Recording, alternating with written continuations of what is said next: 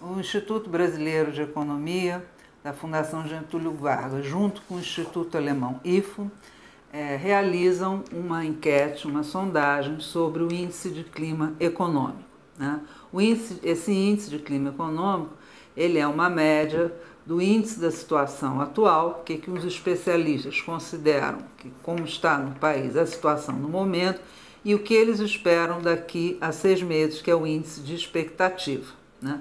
Essa última sondagem ela foi realizada em janeiro de 2011 e ela mostra que, em comparação com a última sondagem, que foi em outubro de 2010, o índice econômico da América Latina ele se mantém estável em 5,8 pontos, quer dizer, ele não mudou.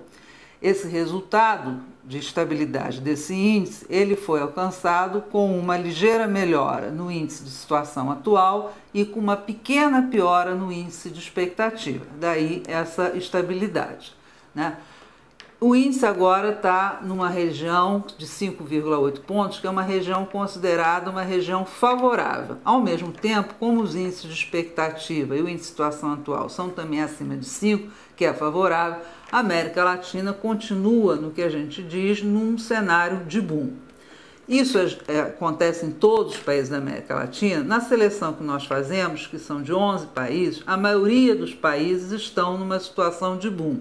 Os únicos países que estão fora disso seria o caso da Argentina, que está numa situação, vamos dizer, entre o limite de um boom e de uma recuperação, o caso da Bolívia, que está numa situação de declínio, e o caso da Venezuela em recessão. Então, a gente tem um cenário extremamente favorável aqui na América Latina. O Brasil caiu o seu índice de clima econômico. A queda do índice de clima econômico foi muito pequena e se deveu praticamente a uma piora pequenininha também que houve no índice de situação atual, enquanto os índices de expectativas se mantiveram constantes no caso brasileiro. Assim mesmo, o Brasil também, como eu falei, ele continua numa situação favorável, que é uma situação de boom.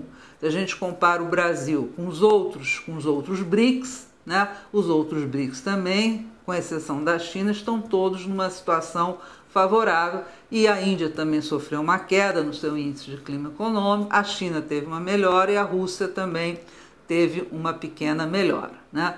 Por fim, um fato que chamou a atenção nessa sondagem é a preocupação que existe em relação à inflação. Foi perguntado na última sondagem, que foi em outubro, né, de 2010, o que os especialistas esperavam na inflação. A mesma pergunta foi repetida agora em janeiro e na maioria dos países você tem um aumento da taxa de inflação, uma expectativa de aumento da taxa de inflação. Aqui na América Latina, né, o aumento é mais acentuado no caso da Argentina, que fica de 24% para 27%.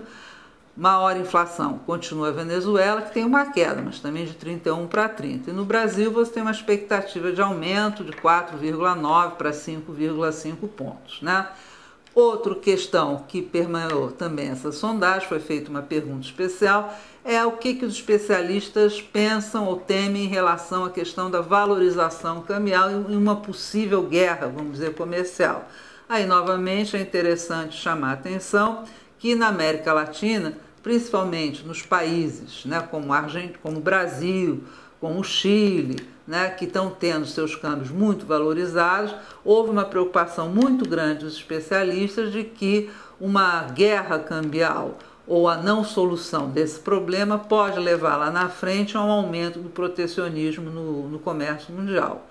Mas esse é um ponto ainda, uma interrogação, quer dizer, há uma dúvida em relação a isso, mas se mostrou a preocupação. Então, por fim, essa sondagem mostra uma melhora no índice de clima econômico do mundo, dessa vez não puxado tanto pelos países emergentes, né, como eu comentei, Brasil, Índia, tiveram queda no índice de clima econômico, mas por uma melhora substancial que houve no índice de clima econômico dos Estados Unidos, que embora ainda esteja, vamos dizer, numa região abaixo de 5, teve uma melhora muito acentuada nas expectativas, mostrando que há uma confiança nos especialistas da recuperação da economia americana. E na União Europeia também houve uma melhora do índice, mas aí também com situações mais diversas entre os países.